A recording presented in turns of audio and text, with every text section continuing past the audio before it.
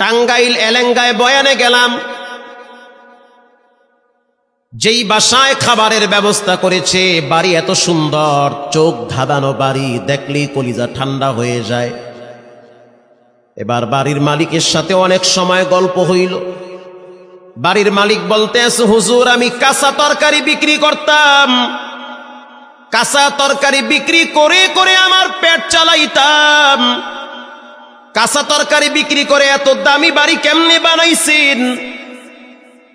এক কথায় তার উত্তর হলো, তা তিনি বলল যে আমার রব আমাকে এই নিয়ামত দান করেছে, অল্পের ভিতরে বরকত বাড়ায়া দিছে। আমি বললাম কেমনে এই বরকত আসলো, কোন রাস্তা দিয়া? তিনি জবাব দিতেছে, প্রতিদিন সকালবেলা আমি সবজি কেনার জন্য গ্রামে যাই। কষ্ট হয় আপনাদের? সবজি, কাঁচা তরকারি, কদু, ঝিঙ্গা, তুরই, বটবডি, পেঁপে এগুলা কেনার জন্য আমি ভ্যান নিয়ে গ্রামে যাই। আমি রাত্র প্রায় 4টার সময় ঘুম থেকে উঠি। ঘুম থেকে উঠার পরে উজু বানাইয়া অল্প কিছু টাকা নিয়ে আমার ভ্যানটা নিয়ে আমি রাস্তা দিয়া চালাইতে চালাইতে চলে যাই সেই ক্ষেতের দিকে, গ্রাম্য বাজারে। আজান হয়ে গেলে ভ্যান রাইখা আমি নামাজের জন্য মসজিদে ঢুকে পড়ি। নামাজ শেষ হওয়ার পরে আবার আমার ভ্যান নিয়ে আমি আমার গন্তব্যে রওনা হই। ঘটনাক্রমে একদিন সুবহ সাদেকের আগে এখনো পর্যন্ত সূর্য ওঠে নাই। রাস্তা দিয়ে আমি হাঁটতেছি, কিছু দূর যাওয়ার পরে একজন বৃদ্ধা মহিলাকে দেখলাম লাঠিতে ভর দিয়ে দাঁড়িয়ে আছে। আমি ভয় পেয়ে গেছি। প্রথমে ভাবছি হয়তো কোনো জিন হতে পারে। সাদা কাপড় পরা, সাদা চুল, হাতে একটা লাঠি, সেটাও দেখি সাদা লাঠি। ভয়তে আমার কলিজা মুখের কাছে চলে আসছে। মনে করছি হয়তো কোনো জিন হবে, না হয় কোনো ফেরেশতা হবে। পরে বুঝলাম না, সে মানুষ। কাছে গেলাম, সে আমার দিকে হাতটা বাড়ায় দিল। 5টা টাকা দাও, 1 পিস রুটি কেনার মতো টাকা আমার কাছে নাই। গরিব মানুষ আমি। অনেকের দরবারে হাত পাচ্ছি, কেউ দেয় নাই। তুমি নামাজিওয়ালা মানুষ, দেখছি মসজিদ থেকে বের হয়েছ, তোমার কাছে হাত বাড়াইছি, ফিরাইয়া দিও না। 5টা টাকা হইল, আমাকে তুমি দাও, 2 পিস রুটি কিনে খাবো। হুজুর বিশ্বাস করেন, তখন আমার পকেটে মাত্র 5টা টাকাই ছিল, আর কোনো টাকা ছিল না। আমি সিদ্ধান্ত নিলাম, ফজরের নামাজ পড়ছি, মনটাও ভালো লাগতেছে। একজন গরিব মহিলা মানুষ 5টা টাকার জন্য হাত বাড়াইছে, যাক আজকের সকালের নাস্তা আমি করব না, 5টা টাকা আমি তাকে দান করে দিলাম। যখন 5 টাকা তার হাতে দিলাম, সে আমাকে বলল, বল তোর কি লাগবে? এবার আমি বলতে আছি, তুমি তো দেওয়ার মালিক না, তুমি তো বড় ফকির। মহিলা বলতে আছে, আমি আর তুমি দুইজনই ফকির, কিন্তু তোমার আমার রব মোটেও ফকির না। আল্লাহু আকবার জোরে বলেন। তুমি আমি দুইজনই ফকির, আল্লাহ কি ফকির? সে তো ফকির না। হুজুর কথাটা শোনার সাথে সাথে আমার কলিজার ভিতরে কে যেন একটা পার মারছে। আসলেই তো আমিও ফকির, উনিও ফকির। ধনী কে? আল্লাহ তাআলা।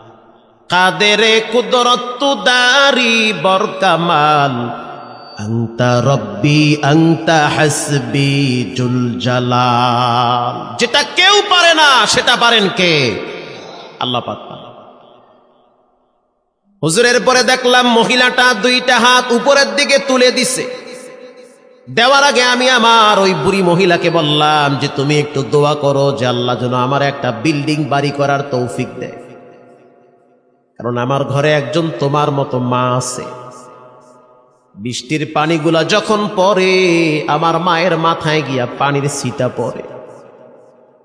তুমি মুসাফির মানুষ, আমার জন্য একটু দোয়া করো যেন রব্বুল আলামিন আমাকে একটা ঘর করার তৌফিক দেয়। কারণ টিনের ভাঙ্গা ঘর, পানির ছিটা পরে পরে রাত্রিবেলা আমরা ঘুমাইতেও পারি না। এমন গরিব সমাজে আছে না? নাই। সামর্থ্য নাই একটা বাড়ি করবে। এবার বুড়ি মহিলা 2 হাত তুলে দিয়া বলতে আছে, আল্লাহ, এখনো পর্যন্ত সকালের সূর্য উঠে নাই, এখনো পর্যন্ত দোয়ার দরওয়াজা ক্লিয়ার আছে। আল্লাহু আকবার। আমি একজন বুড়ি মহিলা, জানি আমি দুর্বল, তুমি তো মোটেও দুর্বল না। অতএব তুমি আমার দোয়াটা কবুল করে নাও, এই সবজিওয়ালার জন্য ভালো একটা বাড়ি করার তৌফিক দান করো। হুজুর বিশ্বাস করেন, এরপর থেকে প্রতিদিন আমার ইনকামের ভিতরে কেমনে জানি আল্লাহ পাক ডাবল বরকত বাড়ায় দেয়। আমি আস্তে আস্তে কিছুদিন পরে দেখলাম ব্যবসায় খালি উন্নতি হচ্ছে। 4-5 দিন পরে আমি ভ্যান বাদ দিয়া টমটম নিলাম, মাল বোঝাই করে ঢাকায় পাঠাই। যখন দেখলাম টমটমেও সাপ্লাই দিয়া কুলাইতে পারি না, তারপরে আমি পিকআপ নিলাম। পিকআপে মাল লোড করে যখন কুলাইতে পারি না, তারপরে আমি ট্রাক লোড করলাম। কন্টিনিউ এখন প্রতিদিন 8-10 ট্রাক আমার সবজি কারণ বাজারে চলে যায়। আর আল্লাহ পাক এত বরকত দিয়েছে, প্রায় 2 কোটি টাকা খরচ করে আমি এই সুন্দর বাড়ি বানিয়েছি। আরো জোরে সুবহানাল্লাহ। দেওয়ার মালিক কে? আমি আপনাদের পাশে এক এলাকায় আসছিলাম, নন্দীগ্রাম ধন্দার বাজার মনে হয়, ধন্দার একটা আছে না একদম বাজারে, এই গত সপ্তাহে মনে হয় ধন্দার বাজার। সেখানে একজন ব্যবসায়ী আছে, তিনি শ্যামবাজারে আলু পাঠায়। আলু আলু আছে না আপনাদের দেশে? আলু আলু দেখতে মনে হয়েছে খয়রাতি। ওরে আল্লাহ, দেখি হে কয়েক কোটি টাকার মালিক। দেখলে মনে হয় না, মনে হইতেছে ওই খেদ্দে উঠতেছে। পরে দেখলাম কন্টিনিউ তার কয়েক ট্রাক আলু ঢাকায় ঢুকে দৈনিক এই সিজনে। আল্লাহু আকবার। তিনি আমার হিসাব দিল, হুজুর আজকে আমার লাভ হয়েছে 2 লক্ষ টাকা। 2 লাখ পুরা মাহফিলের খরচ আমি একাই দিই। আল্লাহু আকবার। একদিনের লাভ। তিনি আমার টেলিফোন করছে, হুজুর কদ্দুর আইছেন? গত জুমার দিন। আমি বললাম যমুনা পার হইছি। আমি তো মির্জাপুর একটা জায়গা আছে না, মির্জাপুর বাজারে আছি আমি। আমি তো বেটাইমে মির্জাপুর কে? মাহফিলের কার্যক্রম চলতে আছে, আমার ব্যবসা তো বন্ধ নাই, সেটাও চলতে আছে। তার মানে কি? মানে হয়েছে আজকে আমি কয়েক ট্রাক আলু ঢাকায় পাঠাইছি। তখন বুঝলাম আল্লাহ পাক কাকে কোথা থেকে কিভাবে কপাল খুলে দিবে এটা কেউ জানে না, জানেন কে? আল্লাহ তাআলা। ওয়া আম্মাস সাইলা ফালা তানহার। কেউ যদি সাইল করে, না বইল না। যে তোমার কাছে হাত পাতে অবশ্যই তোমার চেয়ে সে দুর্বল। ঠিক না ঠিক? না বলিও না, কিছু দিয়া বিদায় দাও। আল্লাহ রাব্বুল আলামিন বলেন, ইয়াতলুনা কিতাবাল্লাহ, নিশ্চয়ই যারা কোরআন তেলাওয়াত করে, ওয়া আকামুস সালাহ, 2 নম্বরে যারা নামাজ পড়ে, ওয়া আনফাকু মিম্মা রাযাকনাহুম সিররা ওয়া আলানিয়াতান ইয়ারজুনা তিজারাতান লান তাবুর। 3 নম্বরে যারা আল্লাহর রাস্তায় দান করে, 3 গুণ যার ভিতরে থাকবে, রব্বুল আলামিন বলেন সে সফল, তার ব্যবসা ফাটা লাগবে না। চিৎকার বের বলেন আল্লাহু আকবার। সে সফল, কামিয়াবি। এজন্য ভাইরা আমার, কোরআন তেলাওয়াত কখনোই অবজ্ঞা করা যাবে না। নিয়মিত কোরআন নিজেও পড়েন, সন্তানদেরকে পড়ান। বর্তমান শিক্ষানীতি ভয়াবহ শিক্ষানীতি। মনে করিয়েন না যে ফকিরের ছেলে মেয়ে মাদ্রাসায় পড়ে। না না, আমি যদি আপনাকে লিস্ট দেই আপনি তো আশ্চর্য হয়ে যাবেন। বর্তমান কয়েক ডজন এমপি আছে যাদের ছেলে মেয়ে কোরআনের হাফেজ, আলেম। আমি কয়েকজনের নাম বইলা দেই। কুড়িগ্রাম রানিং বর্তমান যিনি এমপি, সদরের এমপি যিনি, তার 2 সন্তান, দোনোটাই কোরআনের হাফেজ, মাওলানা, মুফতি। সুবহানাল্লাহ। বাইতে গিয়ে কইেন। আমার আওয়াজ মনে হয় আপনারা বুঝেন না। সাউন্ড বুঝেন? অত ক্লিয়ার বোঝেন না, তাই না? না ভালো বোঝেন? সেটাও বুঝেন না। আওয়াজ যে বোঝেন না, সেটাও বুঝেন না। আমার কথা কি আপনারা বুঝেন? ভাই কথা বুঝে? আর আওয়াজ বুঝে? মাশাআল্লাহ, যাক আপনারা বুঝেন। এরপরে ময়মনসিংহ নাম শুনছেন না? মোমেন শাহী, এই যে সিংড়ার পরে, তাই তো? কাছে না দূরে? কত দূরে? ওই যে তারাস না, ওই ময়মনসিংহ অনেক দূর। সেখানে একটা থানার নাম আছে বালুকা, নাম শুনছেন না? এটা মাথায় দেয় না খায়, এলাকার নাম ভালুকা। সেই ভালুকার বর্তমান যিনি রানিং এমপি, যেমনে হোক এমপি হইছে তো, কথা কন না কা হইছে না? তার সন্তান কোরআনের হাফেজ, একটা মেয়ে ওটাও আলেমা হাফেজা। সুবহানাল্লাহ, আশ্চর্য হয়ে গেল। র্যাবের সিনিয়র অফিসার, কোরআনের হাফেজ, আলেম, কিচ্ছু লাগবে না। ঢাকায় মার্কাজুল ফুরকানে একদিন যায়েন, মুগদা একটা মাদ্রাসা আছে মার্কাজুল ফুরকান ইন্টারন্যাশনাল। আপনি ঢুকলে মনে হবে আর এক জগতে গেছেন গা। গিয়া দেখবেন ডিবির বড় বড় অফিসার বয়া রয়েছে ভাত লইয়া, র্যাবের বড় বড় অফিসার বসে আছে ভাত নিয়ে, ছেলেদেরকে ভাত দিতে আসছে। সচিব বসে আছে সন্তানের জন্য নাস্তা নিয়া। আশ্চর্য হয়ে গেলাম, মনে করছি ফকিরের ছেলে মেয়ে মাদ্রাসায় পড়ে, তারা জবাব দিতেছে বর্তমান সামাজিক যে অবস্থা, ম্যাক্সিমাম ছেলে মেয়েরা নেশার সাথে জড়িত হয়ে যাচ্ছে। ক্লাস 7-এ পড়ে সেও দেখি বিড়ি খায়, আছে না নাই? ক্লাস 6-এ পড়ে সেও দেখি সিগারেট খায়, নেশার সাথে জড়িত হয়ে যাচ্ছে। মা বাবাকে মূল্যায়ন করতে চায় না।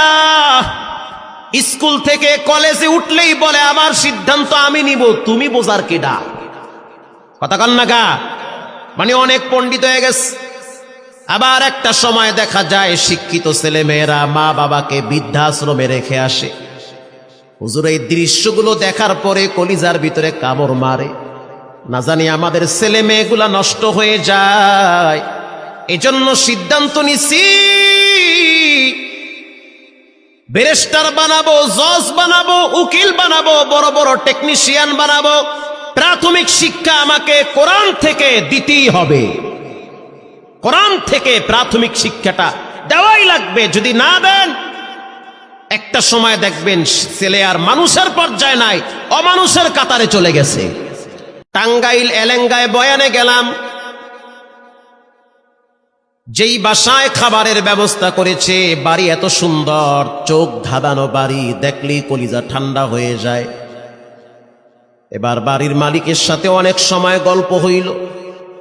বাড়ির মালিক বলতে আছে, হুজুর আমি কাঁচা তরকারি বিক্রি করতাম, কাঁচা তরকারি বিক্রি করে করে আমার পেট চালাইতাম, কাঁচা তরকারি বিক্রি করে এত দামি বাড়ি কেমনে বানাইছেন?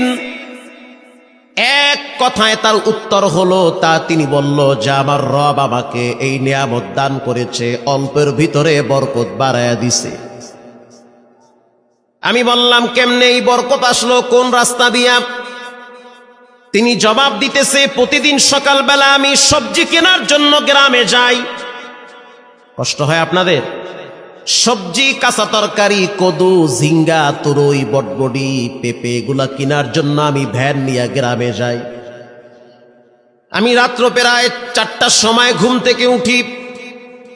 ঘুম থেকে উঠার পরে উজু বানাইয়া অল্প কিছু টাকা নিয়ে আমার ভ্যানটা নিয়ে আমি রাস্তা দিয়া চালাইতে চালাইতে চলে যাই সেই ক্ষেতের দিকে, গ্রাম্য বাজারে।